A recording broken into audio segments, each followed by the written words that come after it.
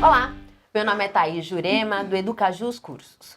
Hoje nós estamos aqui com o professor e advogado Ricardo Calciolari. Ricardo Calciolari, ele é doutorando em Direito Administrativo pela PUC e mestre em Seguridade Social pela Universidade de São Paulo, pela USP. Nosso papo hoje é sobre controle interno das estatais. Ricardo, seja bem-vindo. Obrigado, Thaís. É uma honra muito grande estar aqui com você, com o nosso público do Educajus. Eu acho que aqui é onde você encontra a qualificação profissional que você precisa. Obrigado pelo convite. Para mim é sempre um prazer estar debatendo temas importantes, como esse que você destacou, o controle interno nas estatais atualmente. Então, primeiro, para as pessoas que estão nos ouvindo, que não têm esse conhecimento jurídico, o que é esse controle interno das estatais? Eu acho que os mecanismos de controle, em especial as controladorias, né, cresceram muito no Brasil recentemente. E a Lei 13.303, que surge em 2017, traz também uma luz muito grande sobre o tema, impõe que ele seja implementado também nas empresas públicas e nas sociedades de economia mista, portanto, nas estatais, né?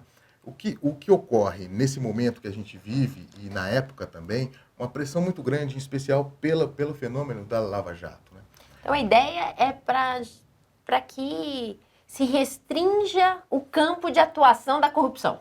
Exatamente. É uma forma da gente conseguir o combate à corrupção preventivamente. O que a gente vivenciou, né, com a Lava Jato, em que o principal ator ali era uma estatal, era a Petrobras, né, que fazia nos seus contratos, por intermédio de superfaturamentos nos contratos, os favorecimentos, e um ciclo vicioso no qual o agente que recebia a propina beneficiava também um partido político que, por sua vez, era beneficiado ali na sua campanha e beneficiava de novo o agente privado contratado, nesse contrato superfaturado, com novos contratos, né? Então, esse ciclo vicioso, uma forma de rompê-lo seria prevenindo que ele evitasse esse ciclo, né, a prevenção.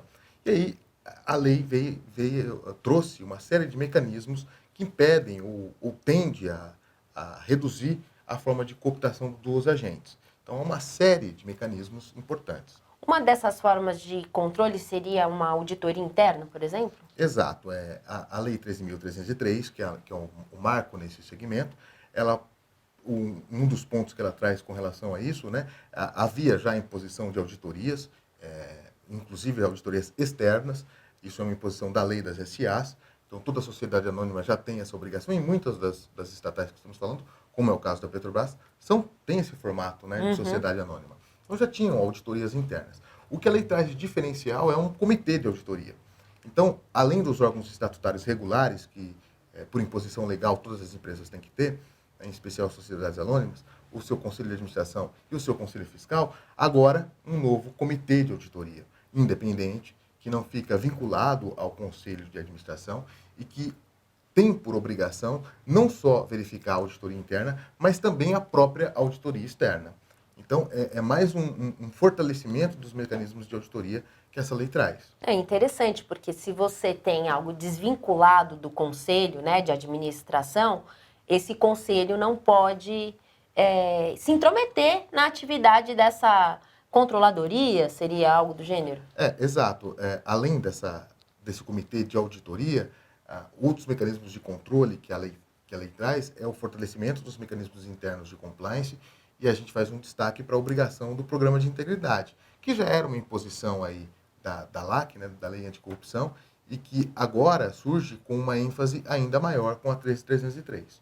Né? Então, além de um comitê de auditoria, outros mecanismos surgem, como o programa de integridade. Né? E que nesse programa de integridade, todos os funcionários dessa estatal, todos os empregados, devem estar submetidos a um treinamento? Como é que é isso? O programa tem alguns pilares, né, básicos que devem ser observados. Um deles é a área da formação, da educação, de prover a todos os funcionários da área, da empresa como um todo, né, o conhecimento de algumas regras de um código de conduta. Isso se dá pela formação, pelo debate, pela educação na área. Mas não só, também é importante que haja mecanismos de aferição das irregularidades, as punições efetivas nesses casos, né, e outras medidas também que tendam a fortalecer os mecanismos de fiscalização dos contratos com terceiros, né, cláusulas que imponham a terceiros contratados também o respeito a esse código de ética e conduta que a empresa passará a implementar. Então, uma série de medidas que esse programa vai trazer, visando uma gestão mais eficaz e também mais pura, mais coerente e mais infensa à corrupção. O fato é que tais medidas, né, ao longo do tempo, tendem a se pagar. São investimentos, muitas vezes caros, que as empresas têm que ter criando esses órgãos, mas a economia que esses órgãos entregam no fim, né, então uma boa auditoria bem feita vai encontrar defeitos, problemas e sobrecustos que quando combatidos, gerarão economias superiores aos gastos com a auditoria, com a implementação desses modelos de controle, com as educações e com esses programas de compliance. Então é importante também, até você falando, eu observei bem, que não só internamente, né? Então esse controle interno, ele até extrapola os limites da própria empresa, porque aquele que presta serviço para uma estatal, ele também, para uma empresa pública, né? Ele também vai ter que estar certificado que ele cumpre esse código de ética e que eu acho que assim é extremamente importante, em especial nesse momento que nós estamos passando no país, né? A valorização da ética. E quando a gente fala de ética, né? A gente fala tanto, ouve tanto falar de ética na empresa, código de conduta. Como é que você define a ética? É uma pergunta bastante difícil.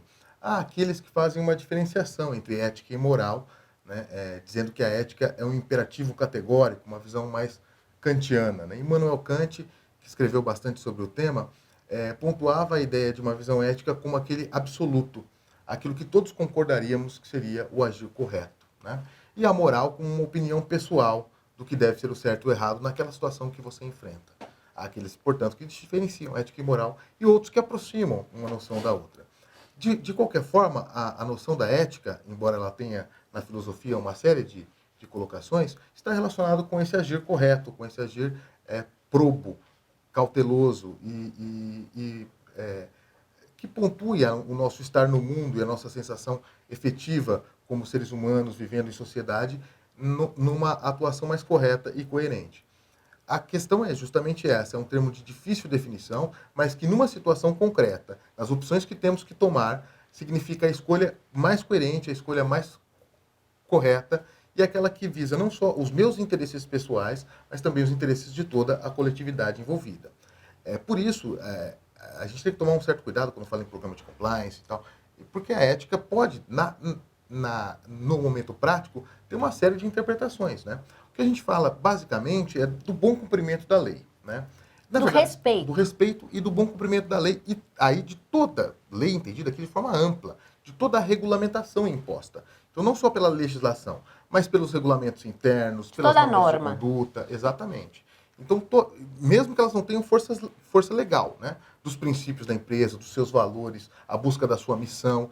Então, aquelas orientações administrativas também devem igualmente ser cumpridas.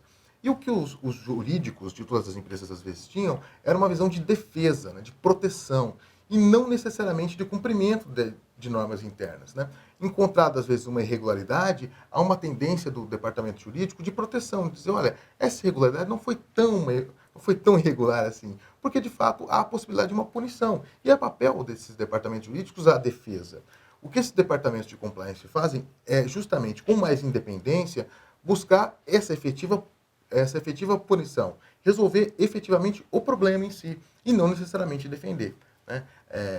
Esse é o grande diferencial. E não necessariamente uma visão moralista. O que se pretende com esses departamentos não é moralizar a empresa, mas simplesmente garantir que ela cumpra a lei de forma eficaz.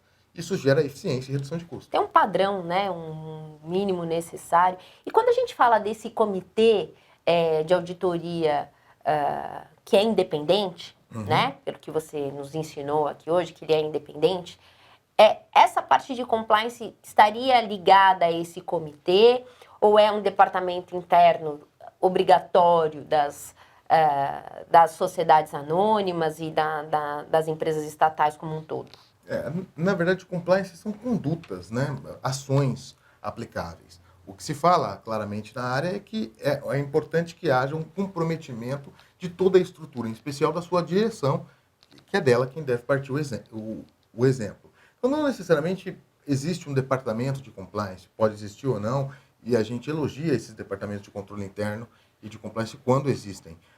Mas é importante que esse compromisso seja da presidência, da direção da empresa, que ele seja espalhado por toda a empresa, que ele não seja exclusivo de um determinado departamento. E aí a importância do treinamento, né? Tanto dos Fundamental. empregados, de todos os envolvidos, de todos os colaboradores, sejam internos e externos, até para que a pessoa tenha o conhecimento, que às vezes a gente erra por ausência de conhecimento, né? Então, a importância desse treinamento para que as pessoas saibam qual é o sentido da empresa, qual é aquilo que a empresa espera dos funcionários com um mínimo de padrão ético aí, com as suas variáveis de cumprimento de norma. Exatamente. Isso. Se a gente puder citar basicamente esses eixos de controle interno, são basicamente 3 esses pilares, né? Um primeiro pilar relativo justamente a essa implementação de modelos de controle interno com códigos de conduta e, eventualmente, prevenindo condutas irregulares, mas também punindo as condutas irregulares quando eventualmente ocorrem. É lógico que a atuação deve ser, sobretudo, preventiva. A atuação punitiva é importante, mas a exclusividade de uma atuação punitiva pode impor a esses órgãos uma visão um pouco receosa, né? Ele vira aquela pessoa do mal que vai punir, quando na verdade o objetivo é garantir segurança jurídica, é garantir que irregularidades não ocorram e atuar de forma sempre preventiva. Então, além desse primeiro anteparo, temos esse segundo da auditoria, né, que também é importante, e cresce também um terceiro anteparo da participação social. Cada vez mais a gente tem que falar com as pessoas, né? A Lei 13.303 não impõe ainda essa participação. Mas a gente pode observar que na área pública, em especial nas concessionárias de serviço público, a Lei de Qualidade de Serviços Públicos, também recente, impõe a necessidade de uma implementação de uma ouvidoria. Isso se soma a uma política cada vez crescente de canais de comunicação.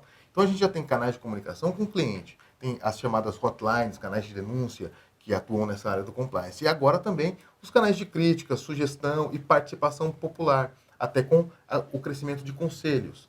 Então, basicamente, e as empresas privadas também devem ter essa abertura cada vez maior para que a população, para que as pessoas afetadas pelas políticas da empresa, sejam os vizinhos, sejam aqueles afetados pelas questões ambientais, os próprios clientes, possam participar, né, da gestão também, né? Para melhorar a gestão, inclusive, que todos né? os stakeholders participem. Então, são esses 3 pilares: uma boa auditoria, né? Uma atuação ética com condutas de excelência e também com a participação de toda a comunidade. Aí a gente teria um novo marco na gestão. E quando a gente fala em gestão pública, em uma empresa atuando na área privada, com fins lucrativos, mas que pertence ao Estado, é uma estatal, esses 3 pilares eu acho que são os fundamentos dessa boa atuação. E o lucro você vai sentir ao longo do tempo e de forma bem incisiva, né? Sim, sim. Até porque hoje as grandes corporações adotam esse sistema e são empresas lucrativas, né? Exatamente porque você diminui a vazão de dinheiro, né, indevido e acaba aplicando a verba pública de uma forma mais incisiva, mais eficiente, né? Exato, e também a gente precisa destacar que vivemos um momento em que há muitas críticas com relação às estatais, que há aqueles que advogam com ênfase a ideia da privatização. Seja qual for a sua opinião política, favorável ou não a esse modelo, é inegável que a implementação de controles internos é fundamental para qualquer dessas visões. Se a ideia for privatizar, entregar essas estatais à gestão privada, isso garante maior segurança jurídica ao comprador, a implementação desses modelos, e um maior preço de venda dessas empresas. E se a ideia for continuar, que haja um fortalecimento dessas empresas na área pública, por mais razão isso se justifica, porque o patrimônio é um patrimônio público que deve ser protegido inegavelmente. Então a implementação desses modelos ela é essencial, qualquer que seja o destino que se pretenda politicamente dessas empresas. Ricardo, nós agradecemos a sua presença. Eu conheço o Ricardo há algum tempo. Estou aqui do lado de um mestre fantástico, muito inteligente, que tem muita coisa para nos fornecer. Está aqui o meu convite pessoal para que você Volte aqui à nossa casa para que a gente tenha vários bate-papos aí, porque eu acho que é importante a gente instruir, antes de mais nada, a população que precisa saber e está atrás de novos conhecimentos, né? Antes a gente jamais ouviria falar que uma pessoa soubesse, nem nós do direito, nem sabíamos quem eram os ministros do STF, hoje isso está na boca do povo. E essa busca por conhecimento, por atualização, por saber das coisas públicas vem aumentando. E fica aqui o meu convite para que você retorne sempre. É uma honra muito grande, Thaís. Espero estar à altura dos elogios. Agradeço muito o convite. Para mim é um prazer imenso estar aqui. E acho que a Educajus inova, né, trazendo esses temas, deixando eles a público, né, para toda a comunidade. E eu tenho certeza que eles vão se surpreender se conhecerem melhor o projeto, entrarem no site. Vão gostar bastante. Muito obrigado, gente. Sigam-nos nas nossas redes sociais. Nós ficamos por aqui e, em breve, mais bate-papos para que a gente possa trazer mais informações para a população. Tchau, tchau. Obrigado.